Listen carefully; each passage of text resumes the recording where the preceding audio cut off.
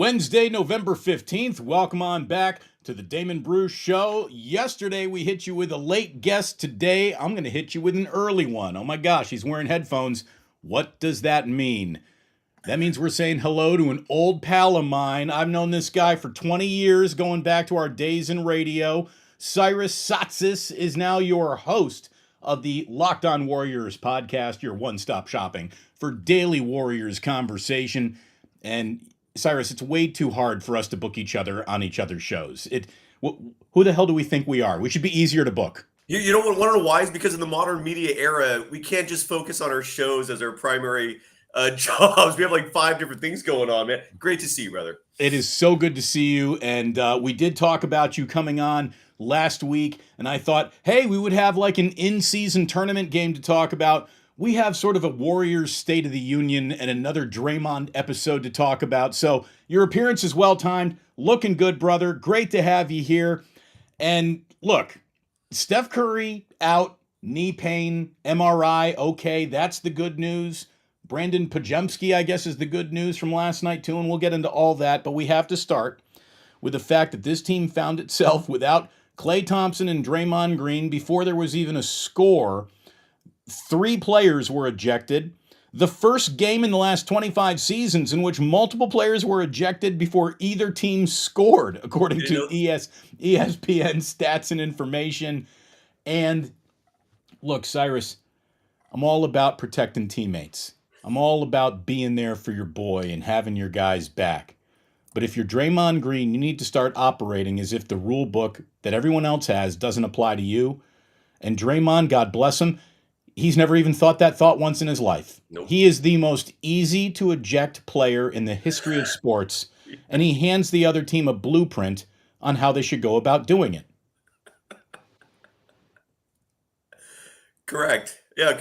Is there a question there? I'm sorry, man. No, I thought you would be like ready to go just talking about what you saw last night. It was insane. You have such you're going on such a eloquent intro there. I was like captivated, man. I'm sorry. I apologize for that. I'm like I was following along. Sorry. I had no idea that was the first time in NBA history 2 players were rejected. That was a new stat to me. Look, this thing. First of all, we're recording this at 11 a.m. By most human being standards, that's normal. That's 11. By my standards, that's like 7 in the morning. So I apologize. I'm getting going here. I'm exhausted right now, and I'm honestly still trying to absorb like what happened last night. That feels very fresh to me. I don't think I've fully processed that yet. But look, here's what I saw, man. I feel like when it comes to the Warriors landscape, I'm the guy who always comes in with these opinions that are like a weeks ahead of everyone else's talking points. And so I apologize if like I bring up an idea that kind of raises eyebrows or whatever. But look, what I saw last night, and correct me if I'm wrong, and I'm sorry if this seems controversial or out of left field. I saw a team that actually looks better without Klay Thompson. And I also saw a team that should be playing Andrew Wiggins much less. Like the Warriors, despite not having their core, could have won that game. Should have won that game, right? I mean, the Timberwolves, if I'm not mistaken, were at full strength. And the Warriors were missing their 3 arguably best players. And they came literally within seconds. I mean, Chris Paul makes that 75-footer. I mean, that's unrealistic, but that's how close it was to tying the game at the end. And if Andrew Wiggins isn't shooting 15% from 3 on the year, and despite being a 15% three-point shooter, he put up 7 three-point shots last night, only made 1 of them. If that changes, if just a few tweaks here and there are made with minutes, right? Warriors win that game. So I think that's where the encouraging thing comes from. But I do think, like, I don't know what the sample size is before people start kind of looking at this big picture and going, there's something really wrong here. I mean, the Warriors are a 500 team, 12 games in, and there are a lot of issues with this team. People bring up size, but they do have some bigs on this player, your boy included, who only played 11 minutes last night. What gives there? I mean, I don't understand that part of it. So I feel like Steve Kerr's in this really tough position where he's got his boys that he's built this whole dynasty with. But as a head coach, and you tell me, man, I don't think Greg Popovich or Phil Jackson hesitate the way Steve Kerr is hesitating with making these hard decisions. But, dude, Klay Thompson's not the same player. Andrew Wiggins, whatever is going on with him, that either needs to be corrected or you need to bench his ass until he fixes that, because this is a 500 team that I don't think should be 500. Trace Jackson-Davis is ready to play now. I know some people are divisive about Jonathan Kuminga, but 15 minutes, for a player that's one of your leaders in plus minus for your second leading free throw attempt player, I don't know if that's justifiable. Moses Moody, who even though plus minus won't show he had a great game, every other measurable last night shows he was phenomenal, and he played, 13, 14 minutes? So there's something very wrong here, and I feel like Steve Kerr just has some really tough decisions to make, but I don't know if the Warriors are as good with Klay Thompson, with Andrew Wiggins, as they are if they're playing some of these younger players. Gary Payne II's another one, 14 minutes or whatever he played. So that's what I see from last night's game. And I know this is controversial. I get it, because a lot of people love Klay Thompson. I mean, he is beloved in the Bay Area. And every time I criticize him, I feel the hate. I get it. But I can't just hide and pretend that what we're seeing isn't really happening here, man. Something's wrong with Klay, whether it's age or whatever. Like Klay doesn't act like that last night either. I mean, people are glossing over the fact that he's got some anger issues, man. And this is entirely because of his struggles. There are reports behind the scenes that he is not his normal self. He's yelling at people, he's not approachable. So yeah, the Warriors, there's a lot of tough issues for Kerr to deal with, man. That's what I saw last night. Sorry to go off on and winded there. You and I have argued about Steve Kerr, about his choices, about players, about respecting his veterans, about losing locker rooms, rallying the locker room. You and I have had a little back and forth on some things. Nothing you just said is controversial, Cyrus. Thank you, sir. Wow. It's not. Nothing you just said is controversial. Again, you can keep on waiting to reach some conclusions, and I know why Steve is more patient than most. These guys have earned that. Yep. Klay Thompson is in his last year with the Golden State Warriors, and if he's not, they're making a horrific decision going forward. I'm not saying Klay is washed, but I am saying that Klay cannot summon it on a night-to-night basis. I guarantee you, he's got 15 really great games in him this year. The others are going to be a struggle. And it's just, you can see it. There's something off. And then we'll get to Dre and his ejection in just a minute, because yeah. you put an awful lot on the table, and I want to talk about all of it. No. This is exactly why you're here. This is why you're here. Are you ready to go for 4 solid hours? I mean, we got a lot to talk about. Right. So here's the deal. To me, the single scariest thing about the Warriors, as I currently see them, is that they were built with assumptions everywhere. And the first assumption is Curry's got to be about at 30 points a night for them to be in games. And yes, Curry can meet that standard because he's so good. It's asking an awful lot this late in his career, but he can meet that assumption. So we assume Curry at all times is going to have a great game, and that's part of the path to victory.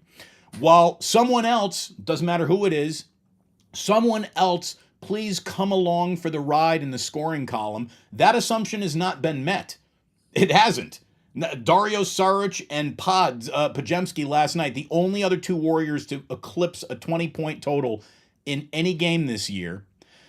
Kuminga and Moody need to flourish in year 3. This is an assumption that I actually think is starting to come true. I really like Kuminga and Moody and what I've seen out of them in their all-court game. Of course, nothing is perfect, but I love the polish that they put on their entire all-court game. And then here's the biggest assumption and the scariest thing in the fucking world right here. I love you can swear. Okay. With all of that assumption needing to happen, then if all of that is going right, the entire year still hinges on who's Andrew Wiggins.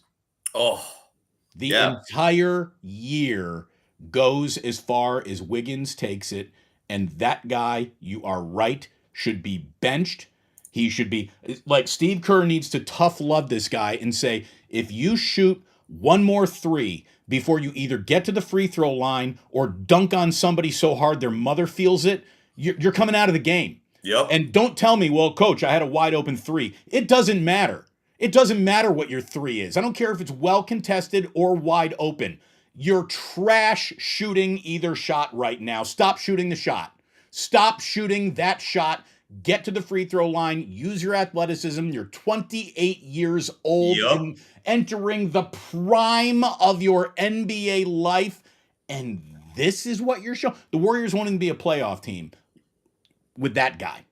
With that guy playing the important role that he needs to play, Andrew Wiggins is the most tapped out Canadian, not trying. Look at him, the way he walks around court, Cyrus, when the ball is not in play. He's like this, like hang the head down. Yep. Hands on his hips, Yep. talking to nobody, looking up in the stands, looking down at the tips of his sneakers, Yep. just not even present. And I don't get it. And I do not get it. Wiggins in a game where they needed him. Like, there's no Curry, there's no Klay, there's no Draymond. Andrew, it's on you. And that pussy is deferring to a rookie from Santa Clara. I love that you can swear in your show, dude. It adds so much. I mean, it's the truth. How You're does absolutely Andrew Wiggins not have? I mean, like, here's everything you would need, Andrew, to wake you up.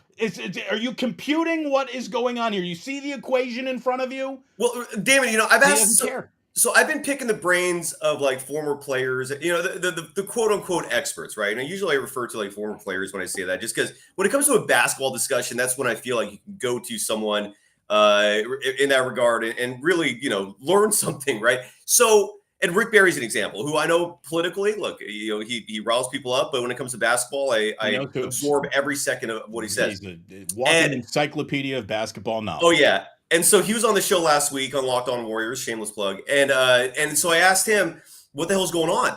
And this is like, first of all, he said based on what he sees the shot misfiring left, right, like all over the place. So to him, it's not like an issue with Klay, where with Klay it could just be something as simple as his legs are just not under him anymore, right? A lot of those shots are short. And it's also like a mental thing because you can see him forcing things. Like you can see the frustration. It's transparent. With Wiggins, I mean, like you said, he's in his prime. He's not even 29 yet. He doesn't turn 29 until next year. And I've never seen another player with this level of a precipitous fall at this stage of his career. I brought it up with the Locked On Warriors chat. I'm like, can someone bring up anyone else that's ever like dropped like this in their prime, man? And no one could come up with anything. Rick thinks, and this is where his opinion I think is very valid, like Rick thinks it's a mechanical thing because of the fact that the shot keeps going left, right, and all over the place. He thinks it's an issue where he needs to go back to the gym and work with a shooting expert. And why it got to that point, who knows, man? Like, who knows? Like, we know like last year his dad was sick, but now his dad's fine. My dad just had a heart attack recently. It didn't force me to leave work for 3 months. Like my bosses gave me like 2 weeks of like take 2 weeks. Don't take 3 months. You're fired if you do 3 months. Like, so the 3 month thing was crazy. If your dad is sick, 3 months to get over that. So if that's still what's lingering, I don't understand what's going on there. The point is, I have no idea. I've never seen anything like this in my life. People brought up Vin Baker and Anthony Davis. I'm like, yeah, but those are bigs who like had injury issues. Who Vin Baker was drinking and gained weight. I don't know anyone else who's ever dealt with something like this. So the Wiggins factor, I agree with you, man. Like at a minimum, stop taking those damn threes while you figure out what's going on with your shot. He's not like on the defensive side. He's not a negative there. Like, and you saw last night's game. He was fighting for the rebounds. Did a decent job, but you know what? He didn't close out on Conley on the three that was the dagger. So True. like, I'm not defending him. I can't defend him. I'm just trying to find the positives here because, like, realistically, we're not going to just see him vanish, right? I don't know what Kerr's window is in terms of tolerance for him, but I don't think there's a chance in hell he's just going to be banished to the bench, which maybe he deserves. So it's fascinating, man. It is a fascinating case study because I don't see any other player in the history of this game dropping like this. And the why of it is one of the biggest mysteries. What I fear and what I pray isn't the case is that this is a guy who got maybe unnecessarily and undeservedly another big contract. And until year 4 of that deal comes up, maybe he's coasting. He got his ring. Like maybe he doesn't give a shit. I can swear I love this.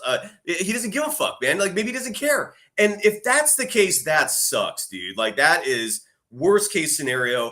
But the Wiggins thing is, and I agree with you, man. Like pull him, like lower his minutes. If this is what we're gonna get, here's the thing: they already have, right? They already have. He's got career lows in every single career category that is important, including minutes played. And so they've done that. which means there's really nothing left for Steve Kerr to do than sit you down in a level of, oh, that's embarrassing. And I honestly think he might be so mentally soft that he couldn't handle that embarrassment. Like, I think Steve Kerr has to walk this incredibly tightrope around a guy who has just proven he's soft. I mean, he's soft. He's soft in the middle. And, everyone goes back to the NBA Finals. And he was great during the NBA Finals. Cyrus, here's my question. Do you think he picked that week to be great, or just the basketball gods gave him a week? Like, I don't think he picked that week. I just think that week kind of picked him. Because when you have so much talent and so much ability, eventually you're going to have a good 7-game run. And maybe that's all that happened.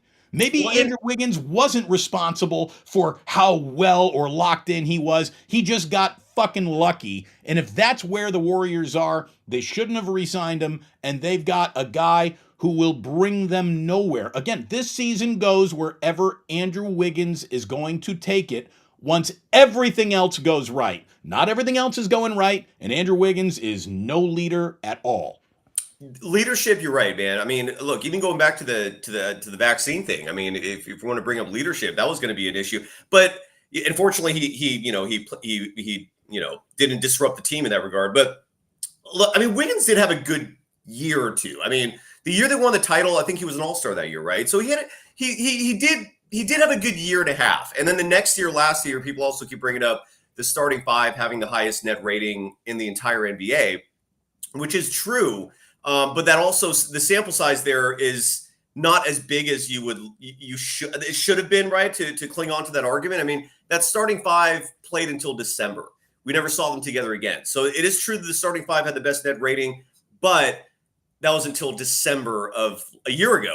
And then Wiggins dropped off. Whatever happened in December of last year, he hasn't been the same player since.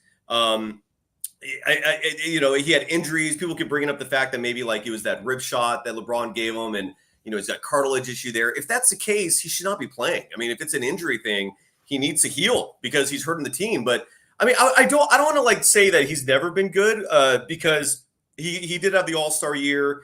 The first half of last year. Well, that's where the frustration comes from, because we've seen it. Yeah, we've seen it. And now it's like he's refusing to show it to anyone again. Yeah. And what's so disappointing is last night was one of those X marks the spot of, if ever there were a night where we needed you to do something other than suck this season, Andrew, it's tonight. And he is deferring to Brandin Podziemski. Has got some dog in him, man. And I don't know if it's just the fact that he's got the Band-Aid on, which makes him look even tougher than he might be. But that guy's got some squabble about him that Andrew Wiggins has never brought to the table, but for maybe a week of the NBA Finals. And that's the honest to God's truth. Wholeheartedly agree with you. I do. Brandin Podziemski, I'm not saying he's I bring up Russell Westbrook, which seems weird, but Russell Westbrook and him are very similar when it comes to high energy point guards who can rebound the ball, right? And I've been advocating for him since the preseason. The moment I think, and tell me if you disagree, but the moment I saw him in the preseason, it was like, oh my God, this kid can play. He wants to play. He's hungry, and he's got a really athletic lower half of the body. Like his legs are strong, man. And that's where his hops come from. That's where a lot of the muscle to get positioning inside for those rebounds come from. The high basketball IQ is there because he knows where to be at the right time. He's got, I mean, people say that, the old adage, a feel for the game, but he has it. I love the kid. Play him now. I also feel almost as strong, though, about Trace Jackson-Davis. Like, he is ready, man. Like, I don't understand why he's getting 11 minutes. I don't understand why. Especially last night with a big team on the court, like against the Cleveland Cavaliers. How is he an afterthought there? I don't get it. I don't get it either, man. So again, this is where I think Kerr is just in a really tough spot because he loves his veterans. He knows what he won with. But, I mean, we're in 2023, almost 2024.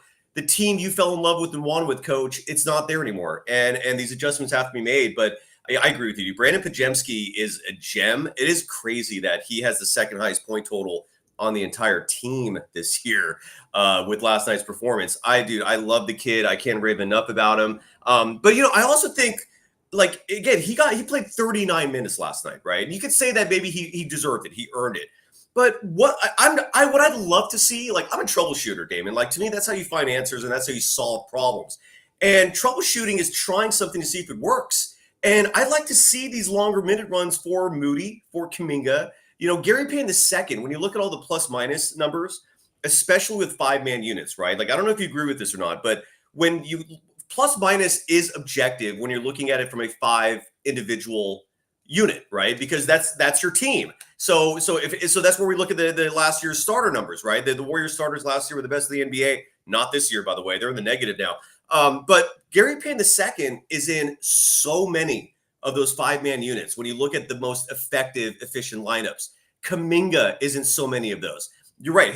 For anyone who criticizes his shooting, valid. But he's also second on the team in free throw attempts. He's at least attacking the rim and getting there. He's third on the team in points. Right. I know what effort looks like. That's effort. Yeah, he's giving it this year. That's trying. He's giving it this year. Well, whatever criticism you had for him last year as a 19, 20-year-old, he's giving it this year. So I just would like to see what these guys can give you. Because you said, like, this team will ride and die with Wiggins, right? And this is where you and I may disagree, and that's fine. I think this Warriors team could go the distance. I know this is hyperbolic potentially, but I believe it. I think this team can still go the distance. And this is how much I value and treasure Stephen Curry. Because we got to have this other discussion as well. Like, there are teams, quite a few of them in the history of the NBA, who have won the championship with just one legitimate scorer, right? You need great defense. You need a phenomenal supporting cast, but it can be done. And Steph is that good, right? I keep saying if Steph gets a 5th championship, he's on the Mount Rushmore of all-time greats. He's up there. I do feel he will deserve that. Not with 4, you need that 5th. But Steph is that good where if you surround him with a phenomenal supporting cast, I think he can carry this team.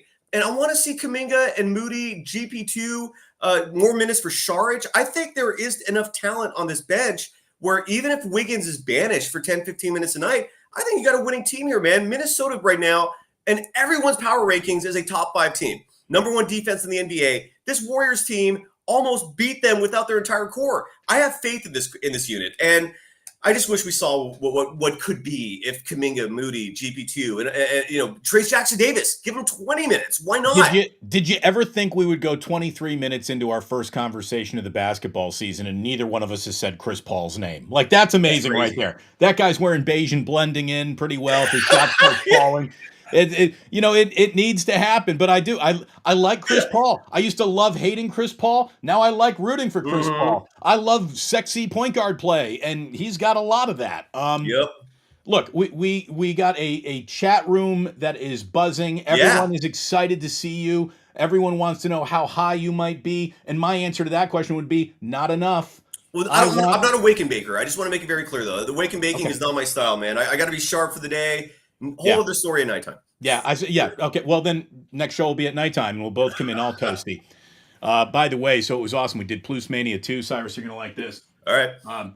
Guy named JJ Rader brought in like a half a pound of weed for me, and so now he's the official sponsor of the Ganja Jar. The JJ Ganja Jar is how it will be known from now on. Weed is currency, brother. So that's as good as cash in my book. Congrats. And let me tell you, you want some currency in your life, at your office, go ahead and order a whole mess of Ike sandwiches. Ike, our sponsor here. When's the last time you ate at Ike, Cyrus? Like a month ago. I love Ike's, man. I'm a full ardent supporter of it. It would be like a dream come true if my name was ever up there like yours is, brother. Congratulations on that. That is a badge. What would be on the Cyrus sandwich? My iteration. So I'm all about roast beef. So I think a roast beef, your traditional roast beef sandwich, but I like avocado in my roast beef sandwich, and I'd add some oil and vinegar. I'd add some very thinly sliced onions to the mix. It's just a light dash of it. But otherwise, your traditional roast beef sandwich. There you go. So keeping it simple. He's a man of few needs. He knows what he likes. Yes, sir. Ike has something to fit all likes and needs. Get yourself to Ike's. And by the way, Ike is in the chat room, so maybe you got some juices flowing there. Happy, it's hump day, but there was a typo, so it's known as Humo Day over here. Happy Humo Day, everybody. We also want to say, if you're going to make some plays, if you're going to do a little wagering, get yourself over to mybookie.ag and use promo code Damon when you sign up at mybookie.ag with promo code Damon. What you're going to get is 50% off deposit match up to $1,000. It's like it's in international water, Cyrus. They got a whole casino in there. You can play blackjack, you can play Oh, roulette, you can play slots, and of course, any single sports bet, straight up proposition, money line, whatever you think you want to do, you can do it at Matt mybookie.ag. Owen. And there we go. We Mm. pause for the sponsors as always. Anyways, people are thrilled to see you in here. You got a lot of fans in the room, and you know me. I love you, Cyrus. I'm your fan, sir. I am your fan, sir. So Stop thanks it. for having me Stop on, it. man. No, and look, it's now time to talk about just Draymond Green, because this guy, like this dude, okay, he puts Gobert in that headlock. And this was at the start of the game. Like no one had even scored yet. Correct. He's out there. He's out there running into what I was the squabble between Klay Thompson and Jaden McDaniels, a bit left of normal NBA on-court squabbling. Yes, it was. It also did not require anybody to take it straight to launch the warheads, DEFCON 1. But Draymond does not know how to control his temper. That is not an opinion. That is a scientific, well-documented fact. And this guy comes in there just looking to Superman Klay Thompson's Lois Lane, and he is... I'm going to set the over-under on the suspension at 4 games. You going over or under? Over. I'm going to go... I think that, so adding on to what you said, which is absolutely accurate, is this is the second time in 3 games he's been ejected. Excuse me. I do want to say this about last night. There's a couple things about last night. First of all, the Timberwolves fans have come out of the woodwork. No pun intended. I don't know if you've noticed this. There's a whole new level of trolling in every aspect of media that individuals can participate in. Timberwolves fans have never existed in the social media era. They've literally been hiding in the woods with the Wolves, and they're a good team now. The only other time I can think of where this happened was with KG and Stephon Marbury, right? And that was 20 years ago. So they're out in full force right now. You weren't there for the Wally Zerbiak era? How dare you? As a third best player. Good knowledge. So, but my point is be wary, Dub Nation, and be wary media hosts who cover the Warriors, because there's a whole new set of trolls out there, and they're angry, and they've been thirsting for a voice for 20 years. I felt it on last night's Locked On Warriors. Take it easy on my co-host, Kylan, please, because some of them were nasty, man. So, Damon, be wary. They exist now. But regarding nothing to me. I will dunk on all of them. But they're out in full force out of nowhere. Yes, as someone in your chat said, just like Sack. So going back to Draymond Green, though, I think he's going to get a 10-game suspension and maybe even more, because that looked violent as fuck, man. I love I can swear here. That looked violent, man. I mean, I kid you not. I really believe this. If Draymond Green wanted to murder Rudy Gobert last night, all he had to do was keep squeezing, and it would have been over. That's how crazy of a situation it was. I would never in a million years want to be in a Draymond Green headlock, dude. Those arms are scary. Damon, you're old enough, like where media could easily get into that locker room. And so I tell people this sometimes, like there are certain specimens I've seen without clothes on that I don't mean this in a perverted manner. I mean this as like just an, oh my God, like you would be an Olympic god in the days of the old Olympics. Like you would be a Greek god. Like the dude is a physical specimen. He could kill someone with his hands, no problem. And with those arms, like Rudy Gobert was, I think, literally seeing his life flash before his eyes. You saw his face, dude. That was the part that was just so mind-blowing among all that. Was just Rudy Gobert looked like he was in a precarious situation. But look, well, he went, it's I don't want to like say, well, it's because he's French and the French, surrendering is just in their DNA. White flag. but he basically just went limp. He fell out of the headlock because he limps his whole body, and then he's sitting on the court, and Draymond's being pulled away by security and teammates and all this stuff. Like, to me though, I think the fix was in. Like they knew how to get under Draymond's skin because Draymond has handed the entire NBA. I guarantee you that I could get Draymond ejected in under 3 minutes in any game I was ever playing against him. I would take my least important player off the bench. I would start him. I would have him hip checking Draymond up and down the court, just like just like Donovan Mitchell had the other night in the Cavs game. So, bump into Draymond, not even excessive, just a little bit more than normal bump. Yeah. And Draymond's going to act like you just assaulted him and stole his wallet, and he might be dumb enough to get run right there.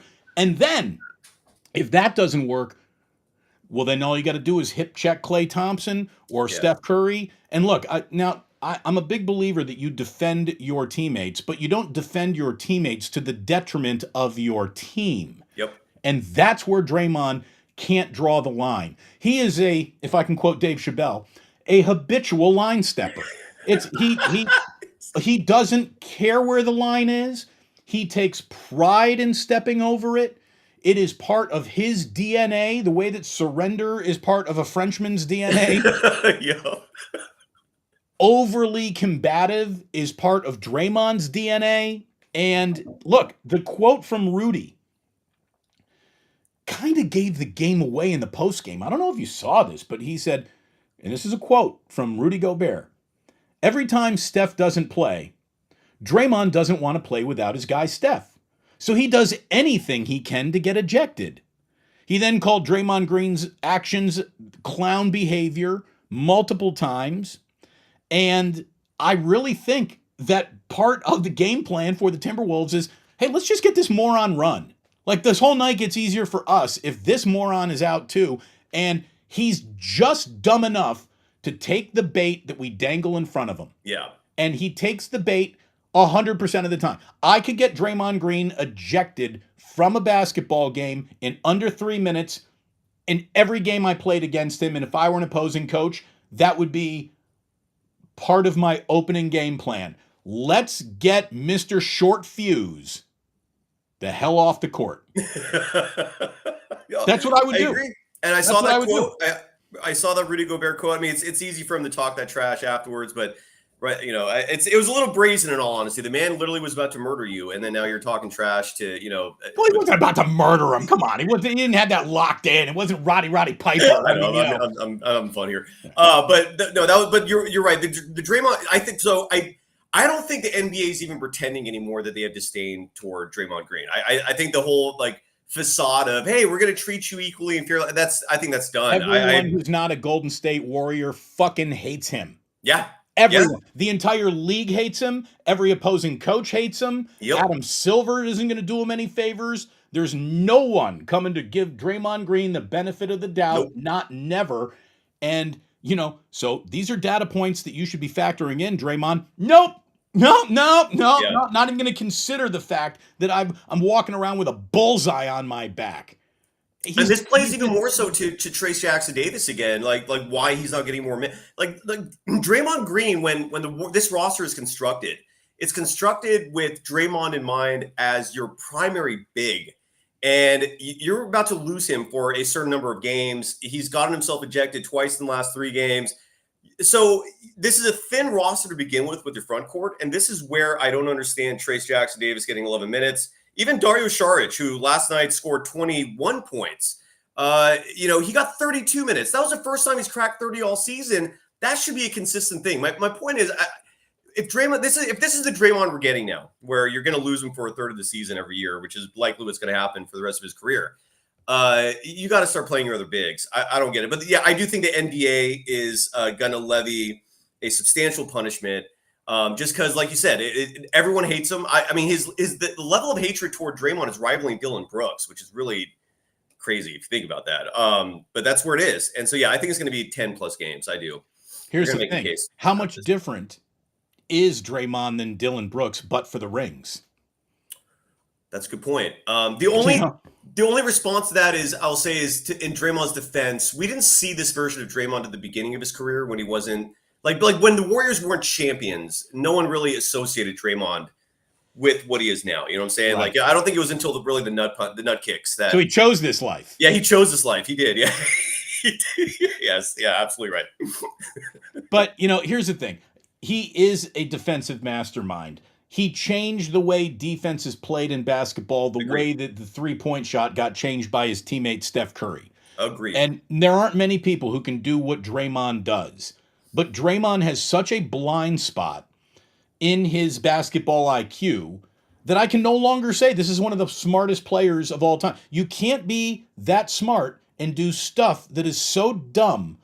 I mean, monthly. I'm just telling you, the next big issue, whatever it's going to be, with the Golden State Warriors will be Draymond's fault. I don't even know what it is. I don't even know what it is, but it'll be Draymond's fault.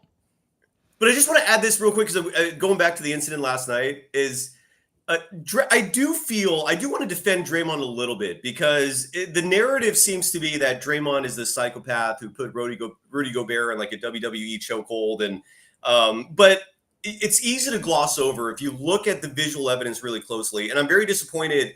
And this is where I do think the league has it out for Draymond because the video evidence does show that Rudy Gobert instigated that in a lot of ways by grabbing Klay in a chokehold first. Mm-hmm. I mean, the video evidence shows it. There's a lot of photos out there. Again, I think the Timberwolves had a plan, and they executed it perfectly. So Rudy Gobert literally grabbed Klay like this, and there's one video highlight from a different angle. It's from the court side that shows it perfectly. It encapsulates exactly what went down and why Dre reacted the way he did. So you're right. Rudy could have easily thought that in his head. All I have to do is just grab Klay in this manner, and it's going to set Draymond Green off. But I just want to defend Draymond a little bit because Rudy Gobert did absolutely cross the line, and it's really crazy that he got away with it. Like he got a personal foul for that. Did he even get a personal foul? I think he did get a personal, but that's all you get for putting Klay Thompson in a chokehold yourself. Like that's crazy. Yeah, the league has it out for Draymond, and that's not a competitive advantage. That's a negative in the grand scheme of things. So I'm with you. Yeah, and look, I got a lot of respect for the player that he represents, but the decisions and the circumstances that he puts his team in on a monthly basis with whatever is going on. There are some people who are just straight up drama queens, and he is a drama queen of the first degree. Now it's packaged in this very tough guy, defensive first, basketball savant package, but really Draymond's not half as smart as he claims to be because he keeps on leaving an easy to pull thread dangling off his sweater. Again, I could get this guy naked just by pulling on this thread, and I can do it in under 5 minutes. I could get Draymond Green tossed out of any game. First thing I'm going to do is talk about backpacks. Then I'm going to talk about Jordan Poole. Then I'm going to bump him. And if that doesn't work, I'm going to bump his teammate. And the only thing I know for sure is that he's got a short fuse and he can't put it out. Once there is a spark underneath Draymond Green, it's over. Yeah. That's it. That's it. That's it. He is either going to channel his energy for good or for evil, and he chooses evil way too much. You just see, by the way, the reaction, and this just added to the whole flair of the situation when he got Gobert in the chokehold, like the way Steve Kerr and Kenny Atkinson were reacting, like, whoa, whoa, whoa, whoa, whoa, whoa. Like there's an episode of South Park, I think, where a whole episode they do that. Whoa, whoa, whoa, whoa. It's the way they reacted was gold, man. I mean, you could tell that they were like literally frightened for Gobert's life in that situation, except for Bruce Frazier. Bruce Frazier was just sitting there like this, like he was pulling the Ron Adams back when Draymond punched Jordan Poole last year, where Ron Adams was just like, just another day in the park. Seriously. Bruce Frazier was just like, just another day in the park. But my favorite is the Ron Adams double thigh slap when he's really upset. Yeah, so this is a bad situation. Let's really hope whatever the suspension is, I hope it's 4 games, but I think the NBA is going to make a case out of Draymond in this case. And I think they're just tired of him, man. I think Draymond is going to have to look in the mirror and realize that from this point forward, anything you do is going to hurt your team in terms of emotional reactions. And either you're going to have to let your basketball speak for itself, or you're going to hurt your team. I do want to give Draymond he knew that 3 years ago. He knew that 3 years ago. Yeah. But now it's like the NBA is not even pretending anymore that they're going to try to be fair. Like it's over. And I do want to add too, though, with Draymond real fast, just going back in terms of historical perspective, in terms of his impact, like the whole downfall of the big, right? Even though there is a rejuvenation now, it's turning around a little bit if you can shoot the three, but it's because of Draymond Green. Like Draymond Green ruined the NBA for like Boogie Cousins, for all these players, because he was the representative of small ball being a successful idea. Like you don't have to have a 7-footer to win championships. You could have a 6'6" Swiss Army knife who, if he can pass and dribble, and he doesn't even have to be a good shooter, as long as he can help you out offensively with those facets, and he can play defense, you don't need a big. So I always wonder if like other bigs in the NBA like have resentment toward him for that reason too, that all these millions of dollars have gone poof because of Draymond Green. But I digress. When this is over for the Warriors, which is maybe this season, maybe next season, maybe, like the days of doing anything other than shoot, Curry shoot threes are coming. Like that's it. They're about to be a less than competitive team in the next 3 years, and that's guaranteed, man. Father Time is just a monster to play against. So all I can tell you is that if Draymond is this uncoachable and out of control now, what's it going to look like in year 4 of this 4-year, $100 million contract? I mean, this is a player option in the 26-27 season that I can already feel him exercising because he might be again, everyone's going to get older. What happens when Draymond Green is officially that older and losing his skill set, and all he is a representative of a flagrant foul about to happen? Are we ready for just goon Draymond? Can you start and play goon Draymond? Well, are we ready to have the discussion for like what the future is going to hold? I mean, that's a whole other, road we can go down. I mean, because when you discuss that, when you're talking about Draymond at 37 and how the hell that's going to even look, that makes me think about the fact that Steve Kerr he's a lame duck coach. I mean, that's glossed over a lot. Mike Dunleavy Jr. this last offseason, 1 minute was like, we're working on an extension. It's going to come soon. Next minute, there's no rush on that. We'll see what happens. There is a reason. You think this is his last year? You think this is Kerr's last year? If the Joe Lacob last year had a choice between Bob Myers and Steve Kerr. That is what it came down to. For the first time in this organization's history, there was a fissure in terms of vision. Those two leaders were on the exact same page until a year ago. And then Steve Kerr wanted the direction that he's looking at, which is preserve the veterans. My style works. Bob Myers was looking at it like, you're going to need bigs. The NBA is changing. The average height of an NBA player is 6'7", going on 6'8". It might even be 6'8" now. I haven't looked at that stat in a little while. And you're going to need some size. And Kerr won.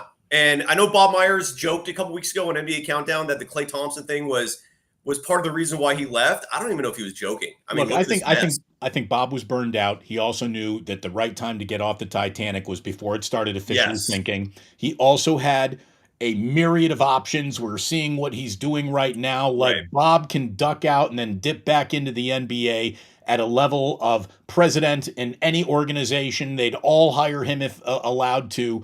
So I think Bob just exercised an abundance of caution and said, it's the right time for me to go. Plus, I don't want to be the guy who doesn't extend Klay Thompson. Plus, I don't want to be that guy. Look at what's going on now. I mean, how could you blame him? I mean, he picked a great time to get to bounce, man. And he, by the way, I really like what he's contributing on NBA Countdown. He brings this very cerebral, like almost professor level kind of voice to the discussion. People stop and listen when he talks. It's kind of fascinating. But I bring that up because Steve Kerr's in a lame duck season. Joe Lacob has made public references repeatedly that they're following Steve Kerr's vision. Like this, whatever the front office decision. Well, isn't Kerr's kid like the G League coach now? I mean, that's the thing. So I don't think they're going anywhere, man. He's got the La Familia Kerr. He's got. But look, I don't think that's going to be a reason for Kerr having like power or leverage. Like they could just blow Nick out or keep him, right? I mean, Don Nelson left the Mavericks. His son stayed there another 5 years. So who knows? I mean, I don't know if that's going to play much of a factor, but I do think because Joe Lacob is all about championships. He's got that Eddie D mentality. I love it. I don't think he has the patience to see what happens with Steve Kerr the next 2-3 years. I really do believe he's a lame duck coach because if the Warriors finish this season, let's say as a 500 team who is a play-in team at best, but whatever. If we're looking at worst case scenario, I don't think Steve Kerr comes back. I don't. I think Joe Lacob will look at this and say, it's time for a rebuild. We still have Stephen Curry to build around. We have some fascinating young pieces, but I mean, are they going to re-sign Klay Thompson? So Steph Curry walks into Joe Lacob's office and says, I don't want to play for anyone other than Kerr. Now what? Oh, well, if that happens, that's a whole other discussion. I don't think Steph would do that. Do you think he would do that? Yeah. I think he's that loyal? I think the two of them go out together. I think Steve will coach Steph. I think Steph will ride out his career in Golden State. He's going to pull the full Kobe Bryant, didn't play for another team, and that never putting on another uniform at this point in Steph's career is more valuable to him than reaching an NBA Finals in a different uniform. Like, I really just think for the legacy, for the brand, I don't think he's going anywhere, and I don't think Kerr will go anywhere until Steph is done. And the thing that is Kerr backing away from just the world of basketball, he basically said, "This is it for me in the Olympics. Like, I'm not doing this another run with the U.S. nationals team." Mm-hmm.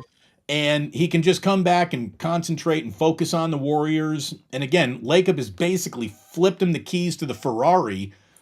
If I'm Kerr, I'm not flipping those back. Not yet. But again, it's not up to Kerr. I mean, if Joe Lacob is, here's the thing: Joe Lacob has proven that he will go his own way. Like, to put it in perspective, when Stephen Curry's contract extension was being negotiated, and Lacob can be a little shrewd in this regard. Like, Lacob was not budging initially on giving Curry the 5th year, which is asinine. I mean, Stephen Curry, it's a no-brainer that when his contract extension was up, 5-year max. What are we doing here? Even having a discussion. No, Joe Lacob was like, how about we do 4 years? And we'll figure out that 5th year later, because he knew Steph was going to be 38 in the final year. And Steph was like, what the hell are you doing? And Joe Lacob quickly, backed down. But I really think that Joe Lacob cares first and foremost about championships. And we'll find out. I mean, we're going to find out, unless you don't have an inside source that's telling you Kerr is that secure in his job, where no matter what happens, he's going to be there for the next 3-4 years.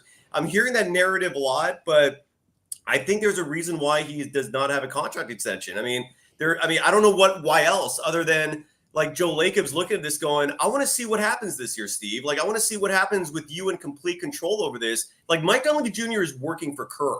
I mean, all of these decisions are made with Kerr's blessing at this point. So if the end result is a failure, if the end result is watching Steve Kerr be beholden to veterans who are past their prime over young players who might contribute now, I don't know if Joe Lacob's going to sit there and go, yeah, we'll just keep doing it your way, Steve. And I think there's going to be a conversation with Steph where we're going, Steph, we'll find another coach that you like, but we got to change something here because this isn't working. And then you're right. If it comes to the point where Steph pulls like a Michael Jordan approach, because Michael Jordan did say that, like, I'm not going to play for anyone else besides Phil Jackson.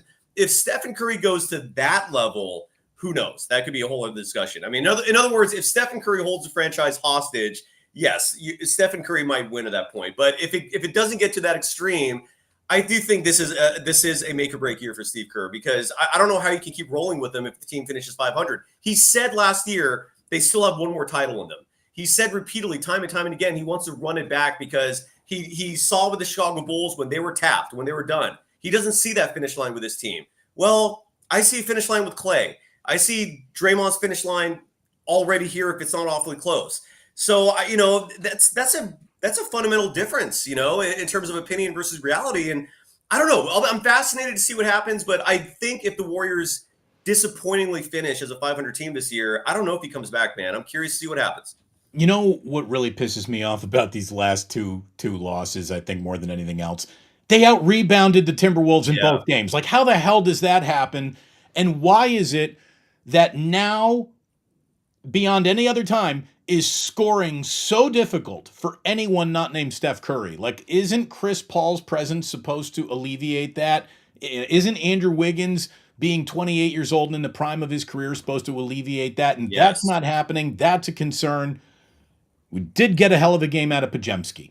I hope that means more minutes. Yes. I would think that the next time you are down manpower, putting in a rookie who has fundamental footwork and is always in the right place on the court should get Trace Jackson-Davis a little bit more time than he's gotten. And if you're not going to go with these guys, what trade are you working on?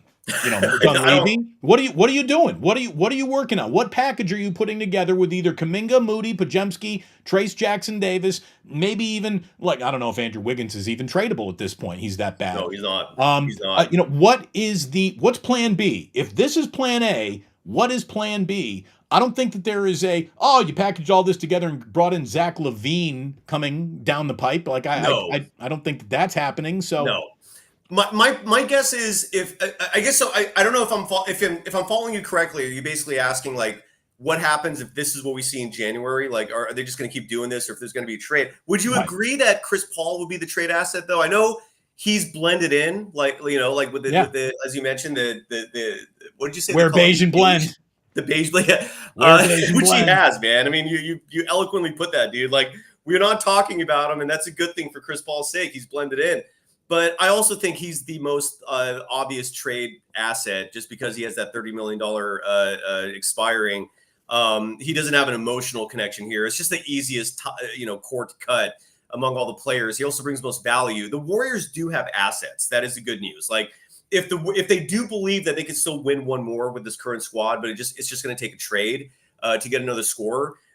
They have first round picks. They have second round picks. You see all these other teams like the Clippers, Lakers, just making all these deals, right? Like the Bucks to get the players that they want, to get that last piece. The Warriors have the assets. It's just up to them if they think that they have one more run in them. And if they do, I agree, Zach LaVine is definitely not the answer. That would not be the way to go. But that's a whole other discussion. I feel like there's a landscape there. Pascal Siakam is the player that I think would be perfect.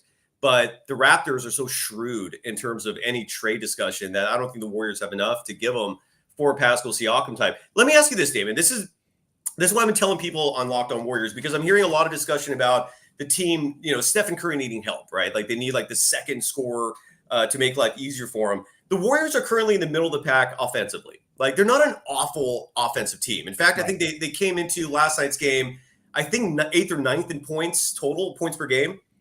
And I was looking at the history of the NBA in terms of champions.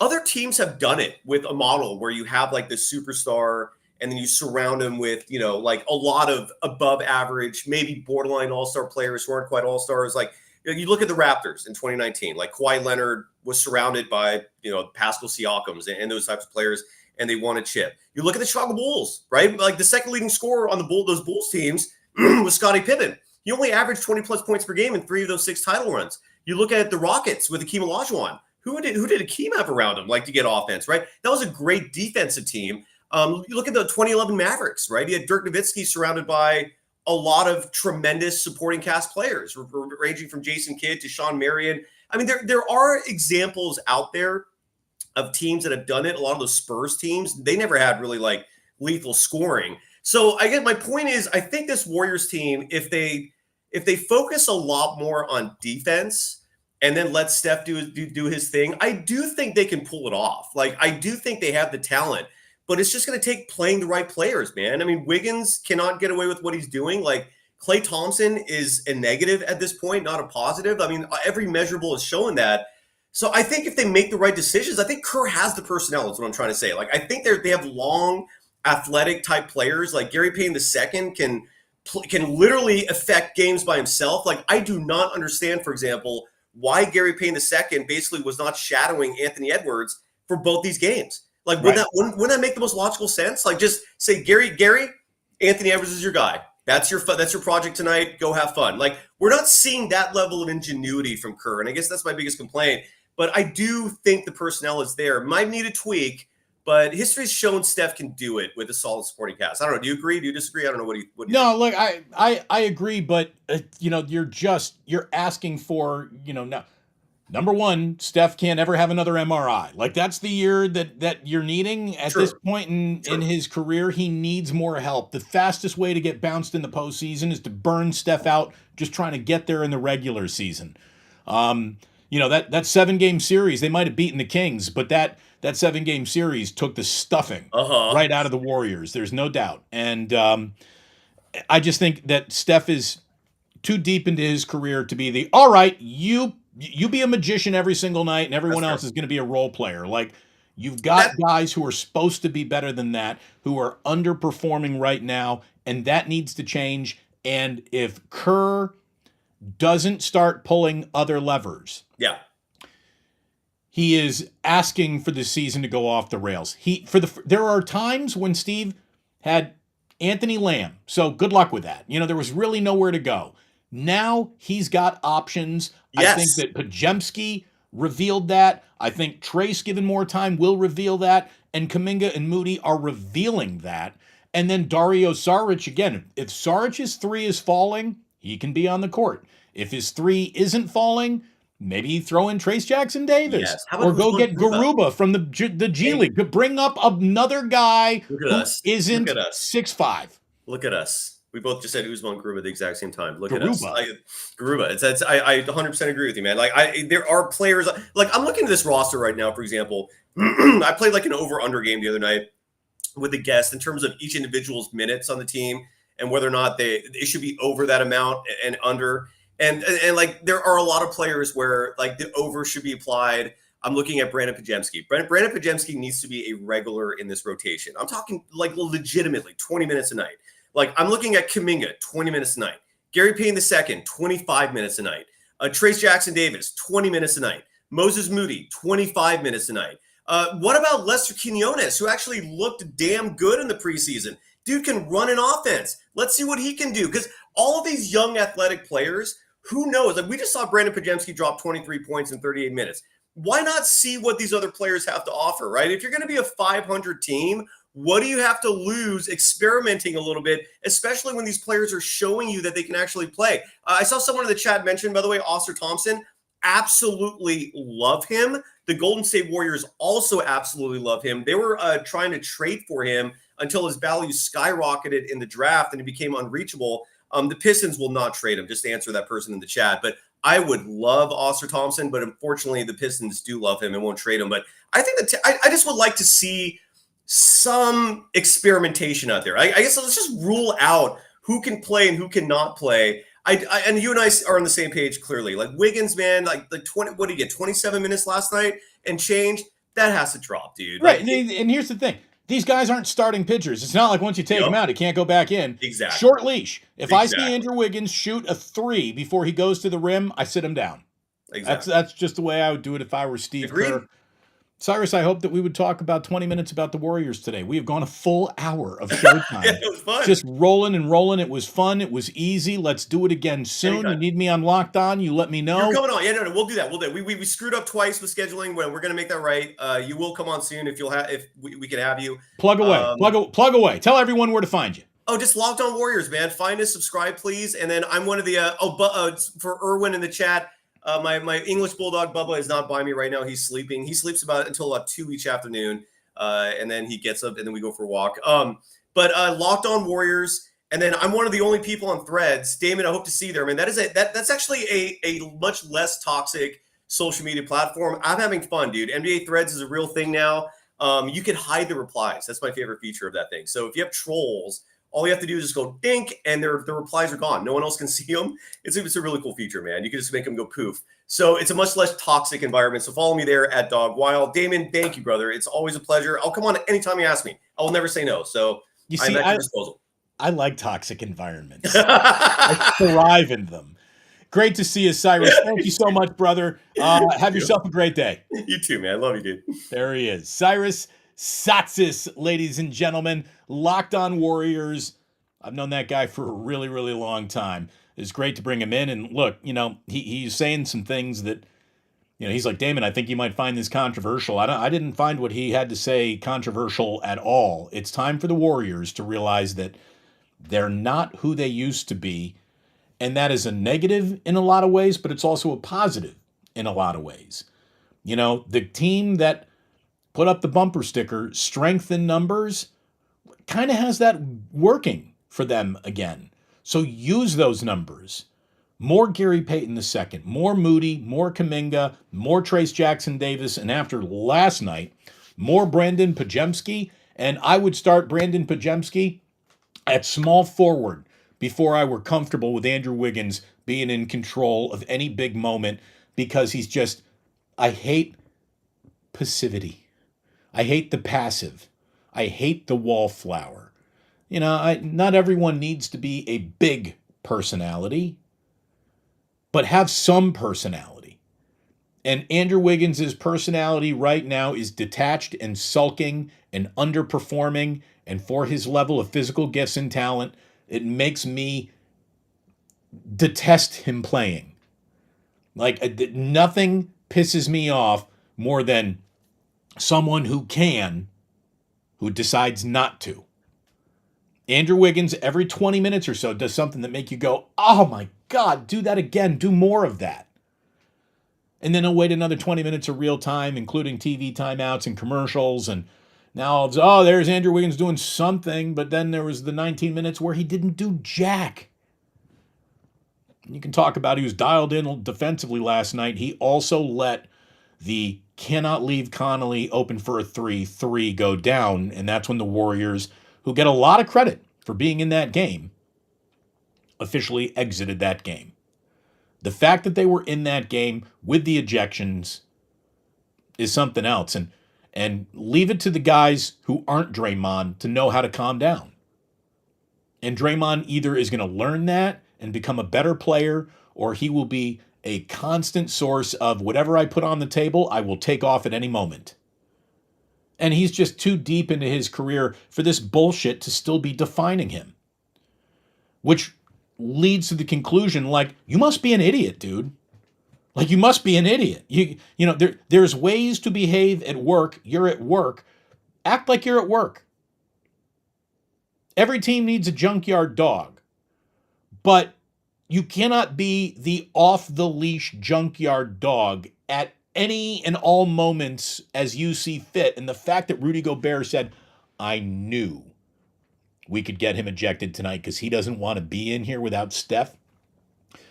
Like, dude, that's the most embarrassing thing about you, Draymond. Rudy Gobert has you on that one. He has you. You tap out the minute it's the right thing to do, and we've seen plenty of examples of that. It was a great interview with Cyrus. Got to have him back. Man, I can see that the good old chat line is flying. A lot of assumptions about who's high this morning, who might not be high, who's still high from last night. Go ahead. Throw it all around. No one's going to be offended over here. Not amongst friends. We got the biggest 4-game stretch of the entire year coming up from the 49ers, and we'll talk more about that tomorrow as we start circling in on a team that everyone just kind of wants to leap over to get to the real important stuff. Seattle, Eagles, Seattle.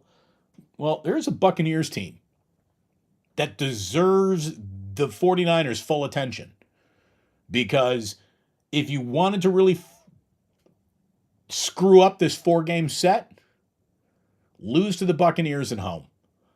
Let that trap game trap you and lose at home. Because if you beat the Buccaneers, look, 3-1 in this 4-game stretch is out there. 4-0 is, technically out there too. But Seattle, Philadelphia, Seattle, that's 1 or 2 losses right there. That just has to be. It has to be. Probably is going to be. Pete Carroll is a thorn in the side of this franchise, whether he's got a good team or not. He is always giving the old Niners the old what for. Now, I know that the Niners swept them last year and got him in the postseason wild card game as well. I would not be surprised to see Seattle split with the Niners this year, unless this really was a moment in Jacksonville where the whole team is just feeling themselves again and they really go on a roll here. And I'm telling you, if they win the next 4 games in a row, holy shit, that's serving notice to the NFL in a demonstrative way. So we'll see if that's what happens. And look, it's the biggest 28-game stretch that Kyle's really faced in his career, because he's got this season and next season to win a Super Bowl as this team is constructed. So it's got to be now or never. This is a 28-day stretch. These 4 games will happen in the next 28 days, and it's a monster for Kyle and the Niners. Some NFL news from this morning, by the way. The Cleveland Browns are not going to be able to just rub away this Deshaun Watson problem. He has a broken collarbone surgery, and he will be out the rest of the year. This is a huge blow to a Cleveland team that started to look like it was about to round that corner. And what do you know? They got a starting quarterback who can get the job done. They got this nasty defense. Look out for the Browns. Maybe not now. Maybe not now. The other thing that I wanted to bring about and up today before we hopped into Club Plus, and I can already feel the hashtag FJF coming, because this is about John Fisher, who told a group of 3 protesting fans at the owners' meeting in Texas that his patience has run out. Oh, is that? And he actually said, it's been a lot worse for me than you. He said that to these three protesters who actually got a little FaceTime with John Fisher. Like, can you go fuck all the way off, John Fisher? You have a $57 million payroll and a business model that was designed to kill your fans and disappoint them at every single turn.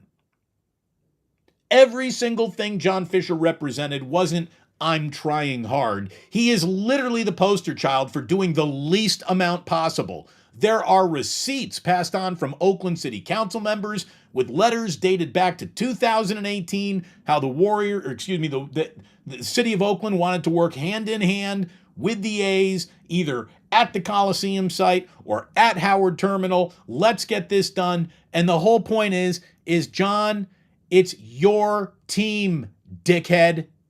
You're the billionaire. You've got the I don't even need to see the bill level of money, who could have at any point in time in these last 18 years built a stadium. At the Coliseum, it was about to happen at the Howard Terminal, which was set up, I think, to be a poison pill. And the minute that actually looked like it was about to happen, that's when Fisher was like, no, we're out. We're going to Vegas. The 30 owners are going to vote on relocation on Thursday. And I guess the only real question is this going to be unanimous or not? And that sucks. These other owners, can't a group of them get together and be like, Vegas is too valuable to give it to this moron? Las Vegas, this is your final warning on John Fisher. This is your final warning.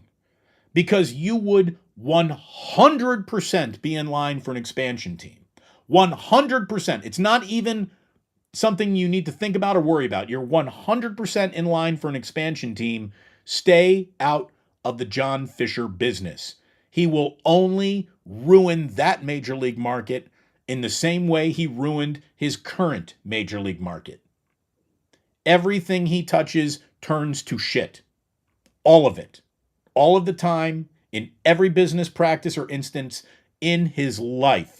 He is a completely untrustworthy, unaccounted for, total failure of a businessman who would be changing oil pans at Jiffy Lube, but for the fact he inherited his daddy's empire.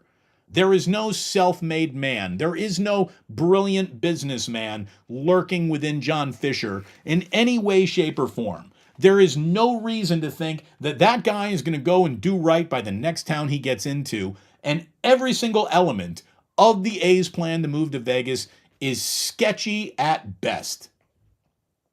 Sketchy at best. And no one in Vegas wants him there. No one. Except for a couple bought off and paid for politicians. So, fuck you, John Fisher.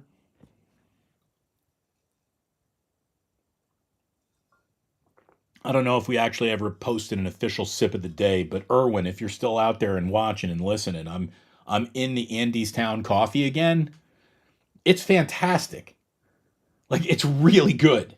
It's really good. I'm the kind of guy who, once he finds something he likes, it almost becomes a little bit of a crutch. Like, I go to a restaurant, I like an entree, I'll order it 10 times in a row before I get something different. Again, I got my preferred cocktail, I got my preferred coffee brand, and I very, very rarely deviate from what I like. I like this. We got another option here, Erwin. Thank you. All right. That was a good, juicy show. Cyrus and I just got rolling.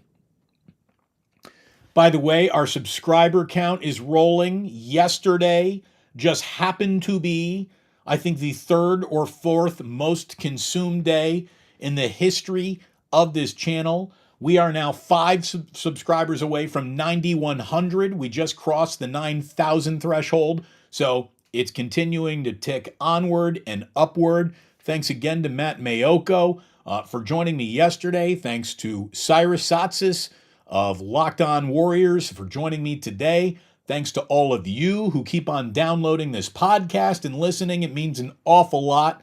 And thanks to Dr. Paul Hughes, by the way, who put some injections in my knee. I got the Kobe Bryant treatment going on. Little sore today, but that's all going to go away. And apparently I'm going to have the knees of a 15-year-old girl. Fresh knees coming up soon. So this 48-year-old man could use some fresh knees. So let's go. Hopefully these knees get all kinds of fresh, and I'm awfully happy to welcome Dr. Paul Hughes into the circle of sponsorships. He is going to be sponsoring Postgame and Damon for the rest of the year. So I'm very excited about that. I thank him so much for the way he handled things yesterday. And I am going to show you him shooting up my knees with like my own fat cells. I took a video. I didn't load it today. I'll wait for a Friday, I think, before I show you that one. If you're squeamish around needles, you might not want to see it. Thank you very much. Thank you so much for tuning in today. We're about to hop into Club Plus and spend a little more time hanging out there. So if you're listening on the podcast and you're like, what is this Club Plus thing I always hear about? Well, you need to, when you get home and you're done listening to the podcast, throw on YouTube. And when you see Disco Face Damon and lights coming on, you'll know that you're in Club Plus. It's very easy to identify. Thank you so much for tuning in, and please do remember that sports don't build character, they reveal it. And like that, he's gone.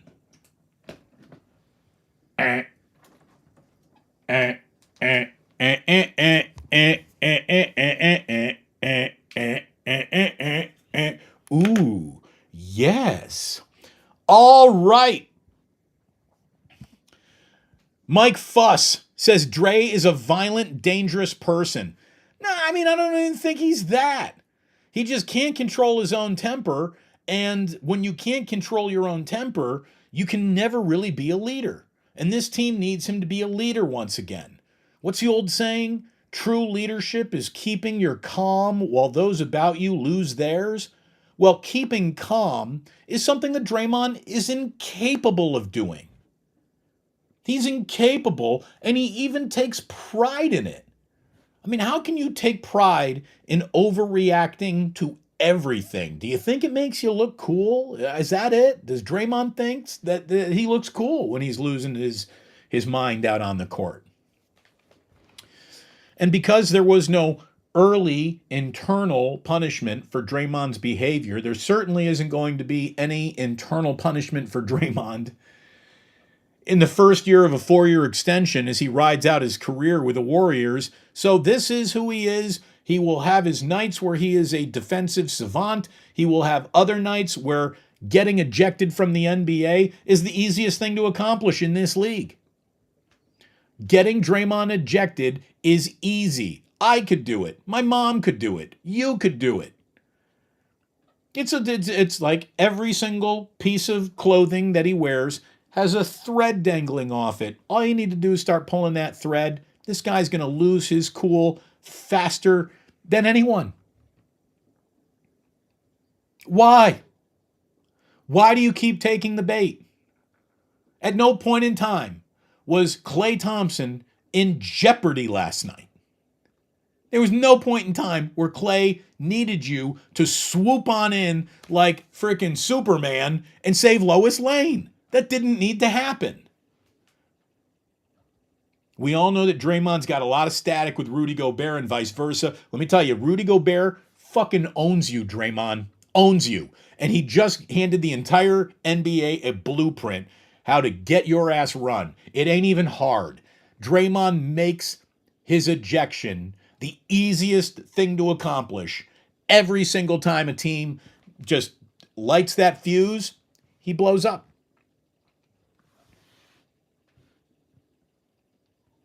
You know, grow up, dude.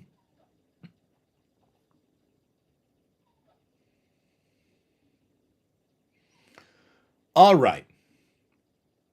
So where are we? What do we got going on? Leslie, here she's got another way to get on Dre. Just mention Dre's mama. Oh, he's gonna have to go. You're gonna have to hit someone then. San Bruno Mike says Draymond doesn't go 0 to 100. It's just that he's either 0 or 100. There is no gray area. Again, you cannot be just extremes. You can't be. You can't be and be taken seriously.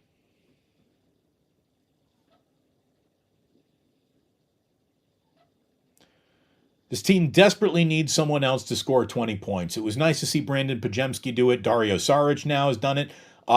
Chris Paul, dude, shot needs to fall.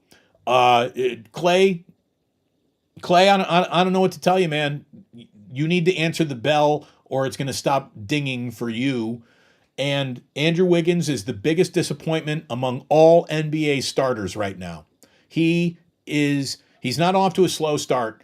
He is off to a terrible start. He's been awful. And last night when this team needed him the most, he gave him 9 points on a 1-of-7 shooting performance from downtown as he's hitting 15% of threes a night now. Dude, stop it. Stop it. Baron Red says, I can't see Klay getting an extension. No.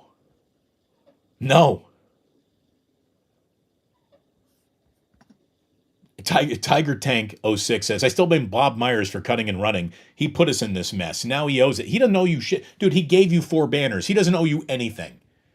Bob Myers, job well done, well served. It's smart to step off the Titanic before it starts sinking. And I think he knew what was coming.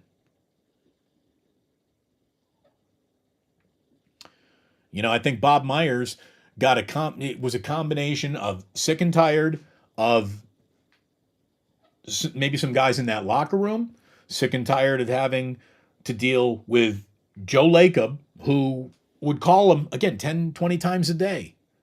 I just think Bob said, all right, so I've made an absolute fortune. I'm a really young, handsome guy who's got infinity options. I'm gonna start wading into the infinity options side of the pool instead of just staying with the Warriors. Knowing when to exit is the sign of genius, if you don't mind me saying.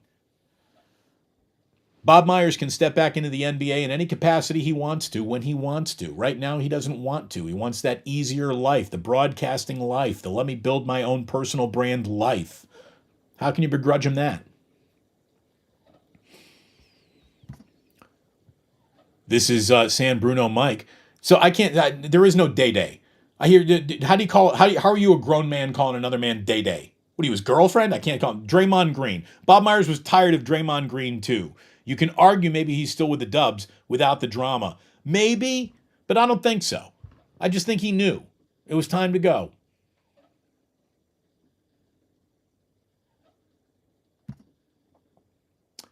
Old Dirty Hungus says the word max deal coming within a mile of Klay Thompson's mouth, and he's gone.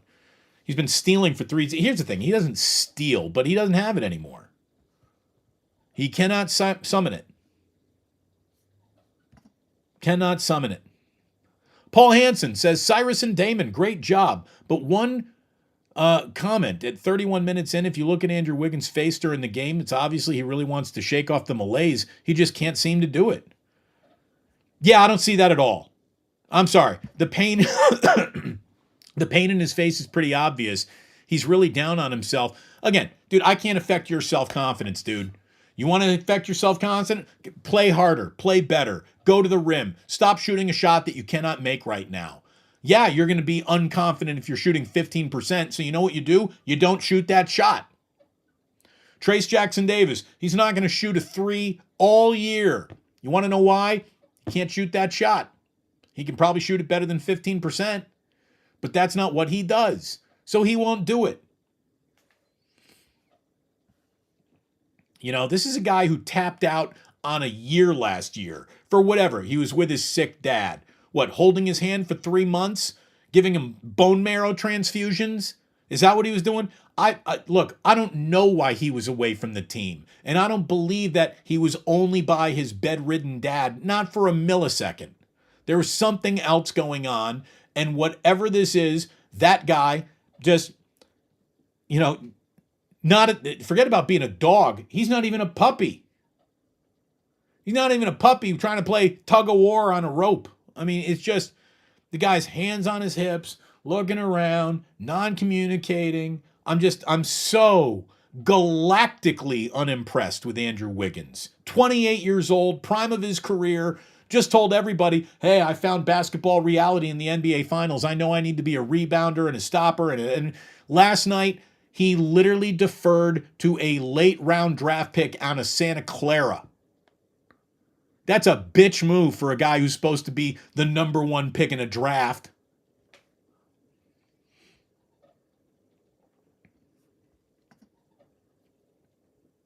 Kerr and the Warriors need to self-suspend for about 5 games. And they won't do that. And there's no getting that genie back in the bottle internally. The Warriors have let Draymond Green get away with murder for so long. He's a murderer. In basketball's terms, obviously.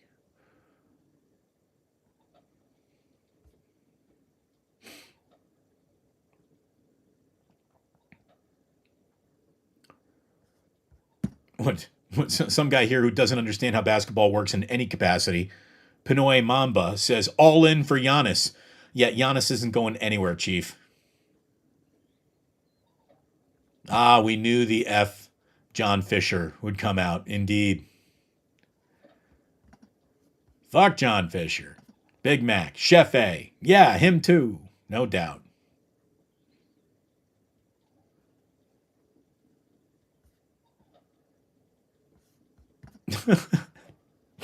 Irwin.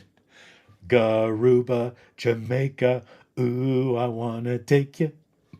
That's pretty good. That's pretty good. Say it to me, Santos. Again, there are options. Start using them, or you're going to go down in flames by asking Andrew Wiggins to do things. He is giving you real-time data points. I'm not doing them. I'm not going to do them. Even if I wanted to do them, I really can't do them right now.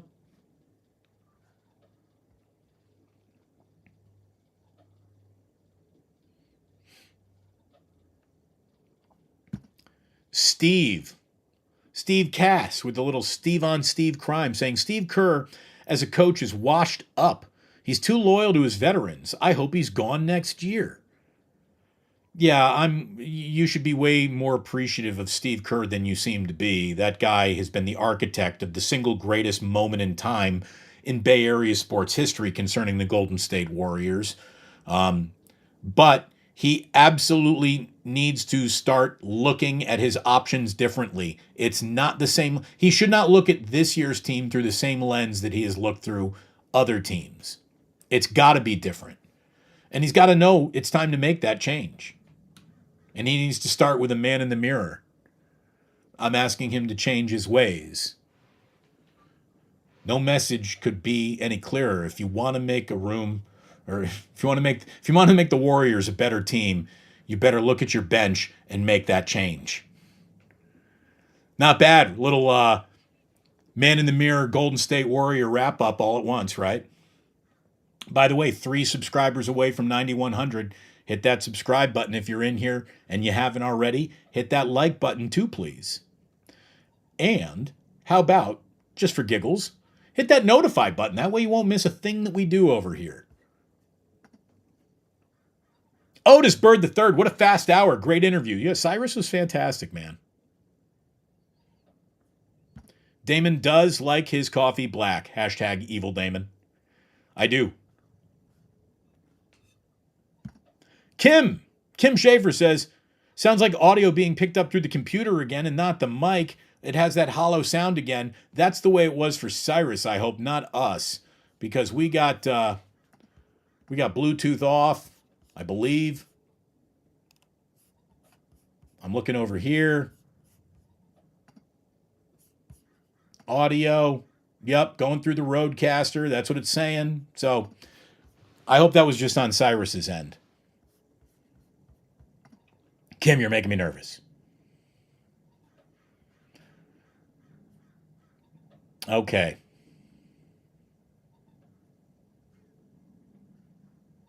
What else we got going on here? Nathaniel Richards says, Kerr going to ride with the vets until the end? Maybe he feels like he owes it to them. There is no veteran he owes anything more to than Steph Curry. So he owes Steph Curry the single best chance to win a game. And I don't care whose feelings need to be hurt along that way. Sporticus. Draymond has ejectile dysfunction. Ejectile dysfunction is phenomenal. I might have to steal that. That is great. Brilliant, Sporticus. And Chef A wants to know, is there a pill for that? Little blue pill? Little blue chew?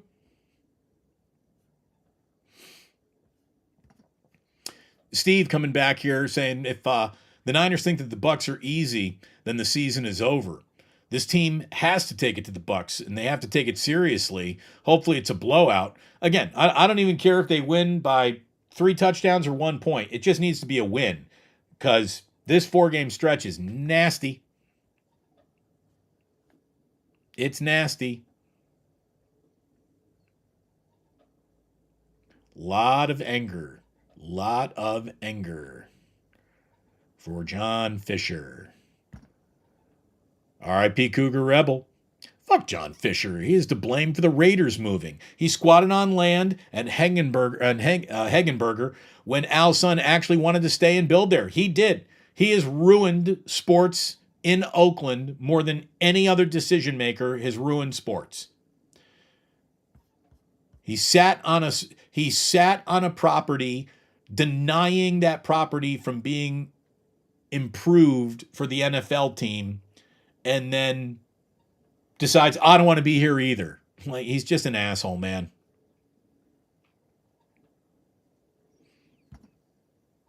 By the way, Ike is right. The Browns really should have kept Josh Dobbs. They should have. Let Ike get the A's. I do wish I had it like that to buy the A's. Ike would be a great major league owner. That would be a well-fed team, I can tell you that. They would absolutely crush the post-game buffet.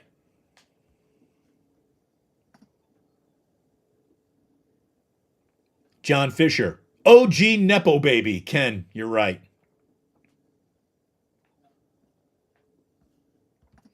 Irwin. Damon, Andy Town is a San Francisco roaster. Local. I like it. It's really good coffee. Thank you, brother. Oh, look at this. Irwin giving the heart hands. Thank you, Irwin. All right. Smiley Dan conducting a safety meeting? I hope so. People want to know, Smiley Dan, are we safe?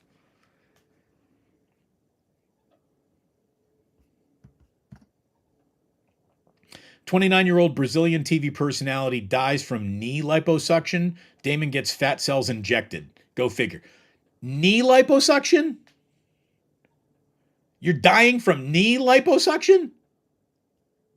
What? Who's got the kinds of knees that need liposuction? That's nuts.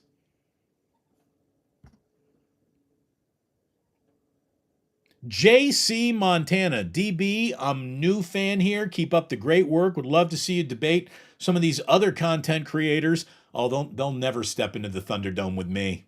There's no way that a lot of disingenuous people want to have a debate with me. So that'll never happen, I'm guessing.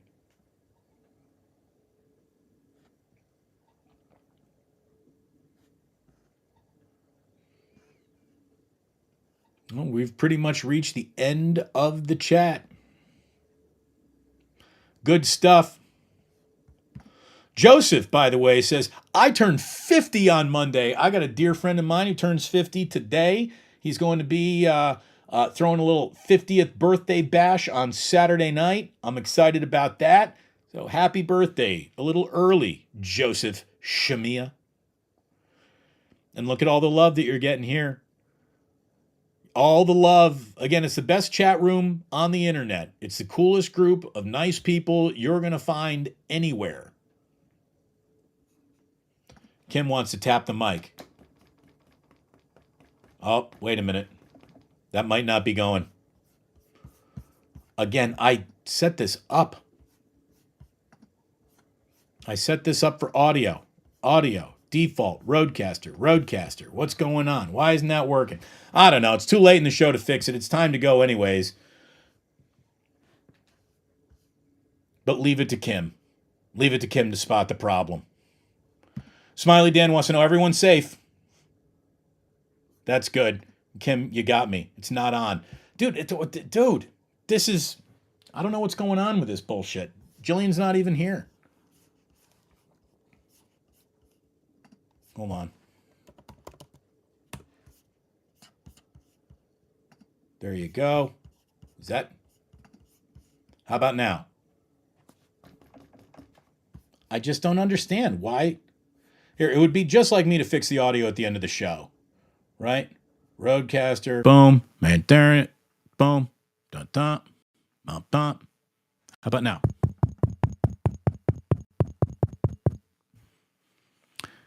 We'll figure it all out. Kim, you got audio ears. Kim's on point. Kim was right the last time. I think the lesson here today is don't mess with Kim. How are we doing on the subscriber count? Oh, need 2 more to get to 9,100. Who's going to do it?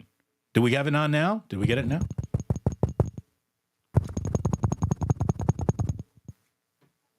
All right. There it is. It's on now. Damn it. That's it, Erwin. When the coffee is done, so is the show. I'm glad we got the mic figured out for the last 30 seconds of the show. Damn it. You don't have to go home, folks. You just can't stay here.